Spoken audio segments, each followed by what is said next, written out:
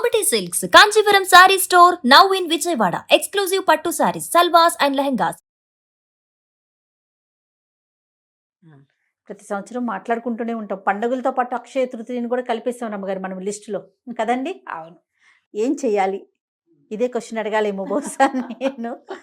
అక్షయ తృతీయ అనగానే ఫస్ట్ చిన్న పిల్లల నుంచి పెద్దవాళ్ళ దాకా బంగారం కొనుక్కోవాలి, బంగారం కొనాల్సిందే అనే ఒక ఆలోచనకు వచ్చేసామండి. అవునమ్మా, హోరెత్తి ఇచ్చేస్తూ ఉంటే హోరు నువ్వు కాసేపటికి అవుతాం. భ్రమరకీటక న్యాయం అని ఒక న్యాయం ఉంది.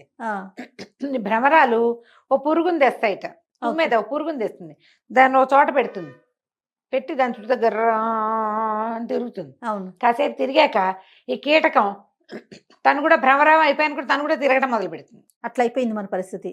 కొనుక్కోకపోతే మీ జీవితాలకు నిష్కృతి లేదో, బంగారం కొనకపోతే ఎలాగో అని ఇప్పటికి 10-12 సంవత్సరాలుగా ఈ మొత్తం వ్యాపారులందరూ ఏమంటారు, బంగారపు దుకాణదారులందరూ మనని హోరెత్తిచ్చి మధ్యలో ప్రవచనకర్తలు, మధ్యలో జ్యోతిష్యవేత్తలు, ఇంకా ఎవరో ఇన్ఫ్లుయెన్స్, నేను కొన్నాను నువ్వేం కొన్నావు అని డైలాగులు, ఫ్రెండ్స్ వాళ్ళు వీళ్ళు. అక్షయ తృతీయకి పోనీ మళ్ళీ ఆ రోజే బజార్ వెళ్తే కుదరదు, ముందు బుక్ చేసుకోండి, ఆ రోజున డెలివరీ తీసుకోండి అని బోళ్ళని వెసులుబాట్లు, ఆఫర్లు.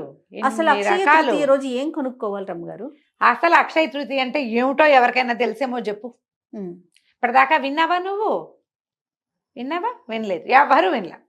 ఏమిటి అక్షయ తృతీయ రోజు ఏమైంది, ఏమిటి స్పెషల్ థింగ్ ఎవరికి తెలియదు. కానీ అది బంగారం కొనుక్కునే రోజుగా మాత్రం ప్రఖ్యాతి పొందింది. అంతే, అలా ఎక్కిచ్చేశారు మన తలల్లోకి. బంగారం కొనకపోతే వచ్చిన కొంప మనకి ఏమీ లేదమ్మా, ఏమీ లేదు, హాయిగా ఉండండి. నేను ఒక్కసారి కూడా కొనలేదు, ఒక్కసారి కూడా కొనలా నేను. నాలాంటి వాళ్ళు బోల్డ్ మంది ఉన్నారు. ఈ కొనకపోతే కుదరదనే పాయింట్ పెట్టుకుని ఇలాంటి ఒక రోజు వచ్చినప్పుడైనా కొనుక్కుంటాం కదా అని ఇది వరకు శ్రావణ మాసం బంగారం కొనాలనేవాళ్ళు చేయాలి. కనీసం ఆ రూపంలో అయినా ఆడపిల్లలకి కాస్త బంగారం ఏర్పడుతుందని ఓ కాసు, ఒక్క గ్రామో అరగ్రామో అయినా బంగారం చేరుస్తామని, అది ఆ చేరుస్తామని కాస్త మేము అమ్ముదామనుకుంటున్నారు వాళ్ళు. మీరు చేరుద్దామనుకోవటం కాదు ఇది పాయింట్. ఏదో కొనకపోతే కుదరదు, అన్నీ ఉన్న వాళ్ళు కూడా ఈ రోజున కొనుక్కుని తీరాల్సిందే, లేకపోతే కొంపనిపోతుంది. మీ ఇంట్లో ఉన్నదే ఎక్కడికి పోదు, మీ ఇంట్లో ఉన్నది మీ ఇంట్లోనే ఉంటుంది. మీ జాతక లక్షణాలు బట్టి పోతుంది. కానీ అక్షయ తృతీయ నాడు కొనకపోతే బంగారం నడిచొచ్చి కాళ్ళు వచ్చి వెళ్ళిపోతుంది అలాంటివి ఏమి అనుకోకుండా ఏం జరగదు. అట్లా ఆ భయాలన్నీ మానేయండి మొదట. ఇలా మనం ఇతరుల చేతిలోకి వెళ్ళిపోతున్నామని మనకి ఎప్పటికైనా అర్థమవుతుందా జయ? ఇప్పుడు ఎలా అంటే, ఇప్పుడు ఇందులో మనం కూడా ఉన్నాం, అందరం ఉంటాం. అంతే, ఏదో ఒకటి బాగుంది, ఇది బాగుంది బాగుంది బాగుంది అని చెప్తాం. విన్న వాళ్ళంతా ఇప్పుడు మనం ఏదో చీరలు చూపించాం పోతారు, కొనుక్కుంటారు. అంతే. కొనుక్కోపోతే కుదరదనే పాయింట్ ఉండకూడదు అంటా నేను అందులో. నువ్వు చీరలు చూపించు, నగలు చూపించు, చెయ్యంటారు. నచ్చితే కొనుక్కో, అవసరం నీకు కావాలంటే కొనుక్కో. అది ఈ రోజున కొనకపోతే నీకు కుదరదనే పాయింట్ లేదు, అసలు అది లేదు. ఈ రోజున పరశురామ జయంతి, పరశురాముడు పుట్టాడు అక్షయ తృతీయ రోజు. ఈ నార్త్ ఇండియాలో ఇంకా చాలా విషయాలు చెప్తారు. ఈ అక్షయ తృతీయ రోజునే పాండవులకి సూర్య భగవానుడు అక్షయ పాత్ర ఇచ్చాడు. ఆ అక్షయ పాత్రతోటే వాళ్ళు వనవాసంలో ఉన్న నాళ్ళు భోజనం చేశారు. వచ్చిన వాళ్ళందరికీ భోజనం పెట్టారు. దాని మీద ఒక కథ చెప్తారు కదా, దూర్వాస మహాముని వచ్చాడు, భోజనానికి వస్తామన్నాడు. అప్పుడేమీ ఆహారం లేదు, ఏం చేయాలి, పాత్ర తుడిచి, ఆవిడ తిని పాత్ర తుడిచాక ఇంకా మళ్ళీ అందులో నుంచి పుట్టదు. అప్పుడు కృష్ణ పరమాత్మ వచ్చి ఏదైనా తడి ఒక్క మెతుకైనా ఉందేమో చూద్దామంటే ఒక చిన్న ఎండిపోయిన ఆకో మెతుకో ఉంటే అది తీసి ఆయన నోట్లో వేసుకుని సర్వభూత శాంతి చేశాడు. దాంతో ఆహారం కోసం అలమటిస్తూ వచ్చిన దూర్వాసుడు తదితరులందరికీ పొట్ట నిండిపోయింది. తేన్పులు తీస్తూ వెళ్ళిపోయారు. వాళ్ళ పొట్ట నిండిపోయింది కాబట్టి, భగవంతుడు తిన్నాడు కాబట్టి అందరి పొట్ట నిండిపోయిందని. ఆ అక్షయ పాత్ర ఈ రోజున ఇవ్వబడిందని ఒక కథ. ఓకే, అయిందా? ఇంకా చెప్దాం. వ్యాస భగవానుడు మహాభారతం రాయదలుచుకున్నప్పుడు వినాయకుడిని ఘంటం పట్టమని అడిగాడు. విఘ్నేశ్వరుడే ఘంటం పట్టి రాశాడు. ఆ ఘంటం పట్టి మొదట మహాభారతాన్ని స్టార్ట్ చేసిన రోజు అక్షయ తృతీయ అని ఒక కథనం ఉంది. ఇంకా ఉన్నాయి కథలు, ఇంకో కథ చెప్తాం. మన కుచేలుడు శ్రీకృష్ణ పరమాత్మని దర్శించడానికి వెళ్ళాడు.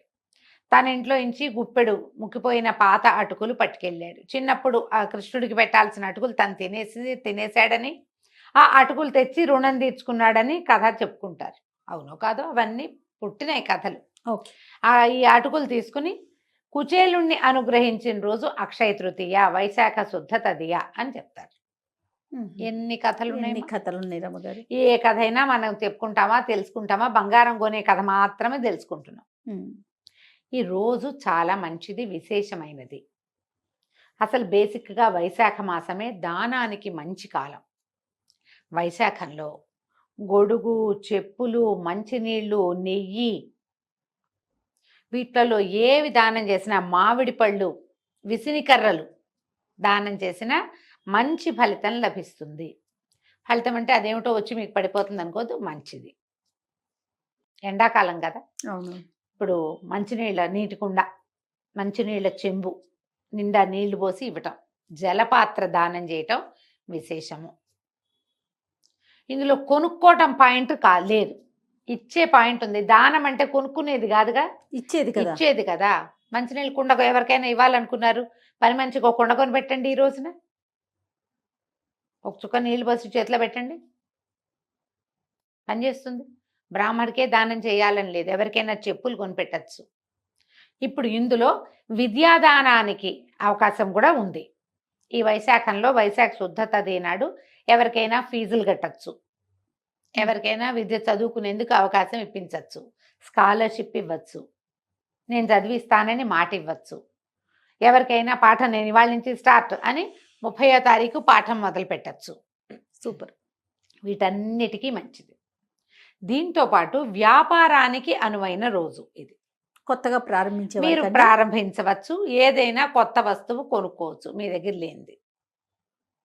ఉండి మన దగ్గర చాలా మూలుగుతుంటే బంగారం మళ్ళీ కొనుక్కోవాల్సిన పని లేదు. మీకు అవకాశం ఉంటే కొనుక్కోవచ్చు, దానికోసం అప్పులు చేయక్కర్లేదు, ఇళ్లలో గొడవలు పడక్కర్లేదు. పిల్ల పెళ్ళి జ్యేష్ఠంలో ఉంది, వైశాఖంలో స్టార్ట్ చేస్తే తృతీయ నాడు మొదలుపెట్టి కొనుక్కోండి, మంచిది. ఓకే. అంతేగాని ఈ రోజున కొనుక్కోపోతే నిష్కృతి లేదనేది పాయింట్ మాత్రం అయితే లేదు. ఈ పర్టికులర్ రోజున మీరు ఆహార దానం కూడా చాలా మంచిది. ఇవన్నీ ఇచ్చేవే కానీ తెచ్చుకునేవైతే కాదు. మీరు తృతీయ నాడు మంచిది, ఏదైనా వస్తువు కొనుక్కుంటే మంచిది అంటే బంగారమే కాదు, మీకు ఇంట్లో ఉపయోగపడే ఏ వస్తువైనా కొనుక్కోవచ్చు. మీరు మంచినీళ్ళు కుండ కొనుక్కోవచ్చు, ఓ స్టీల్ గిన్నె కొనుక్కోవచ్చు, ఓ జత బట్టలు కొనుక్కోవచ్చు, ఎవరికైనా ఓ జత బట్టలు కొనిపెట్టచ్చు. ఒట్టి బంగారపు కొట్లనే మనం ఎందుకు ఉద్ధరిస్తున్నాం? అంత లేదు మరి. మీరు చేయదలుచుకుంటే చేసుకోండి, కానీ చేయకపోతే కుదరదనే పాయింట్ అసలు లేనే లేదు. ఓకే. ఆల్రెడీ మన దగ్గర చాలా ఉంది. ఈరోజు మంచి రోజు కాబట్టి ఏదో కొంటున్నామంటే మంచి రోజు కదా, ఎవరికైనా సహాయం చేయొచ్చుగా, ఎవరికైనా కావాల్సింది కొనిపెట్టచ్చు కదా. ఎంత సంతోషాన్ని ఇస్తుందమ్మా అది. అక్షయ తృతీయ రోజున ఏం మంచి పేరు చేశామో సోషల్ మీడియాలో పెట్టండి అమ్మా, ఇన్ఫ్లుయెన్స్ అంతాను ఇవాళ ఈ మంచి పని చేస్తున్నామని. ఇవాళ అక్షయ తృతీయ, ఇవాళ చాలా మంచి రోజు, నేను వీళ్ళకి ఇది ఇచ్చాను అంతే. మా ఇంటి దగ్గర ఎవరో ఉన్నారు పాపం, వాళ్ళు పేదవాళ్ళు, చెప్పులు గిప్పులు బాగా కొనుక్కోలేరు, ఇంటికి 10కి చెప్పులు కొని పెట్టండి, అలాంటివి చేయండి అమ్మా. బంగారం కొనుక్కుంటే కొనుక్కోండి మీ ఓపిక, అది కొనుక్కోపోతే కుదరదనే భావాలని మాత్రం దయచేసి పెంపొందించుకోవద్దు, పెంపొందించద్దు కూడా. మంచి పని చేయండి. ప్రతి పర్వదినము మంచి పని చేయటం కోసం చెప్పబడింది. దీంట్లో భగవద్ ధ్యానం, లక్ష్మీ పూజ చేసుకోవచ్చు, విష్ణు పూజ చేసుకోవచ్చు, శివారాధన చేసుకోవచ్చు, ఏ ఆరాధన కుదిరితే ఆ ఆరాధన చేసుకోవచ్చు. రోజు చేసుకునే పూజ ఇంకొంచెం చక్కగా పాయసం చేసి నివేదన చేయండి.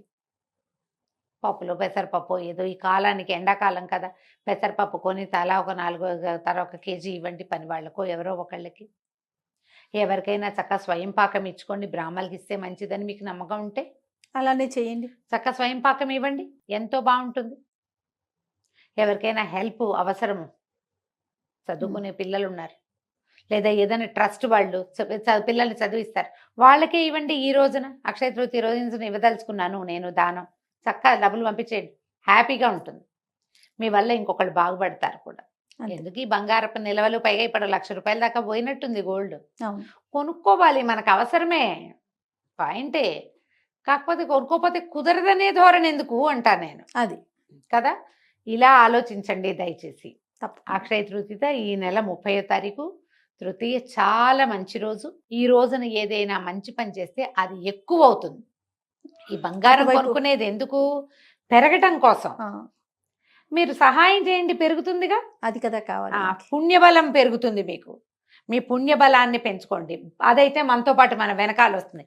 బంగారాలు రావు, మన వెనకాల జనాలు పంచుకుంటారు వాటిని. ఉమ్. అది పంచుకోబడుతూ ఉంటుంది కదా.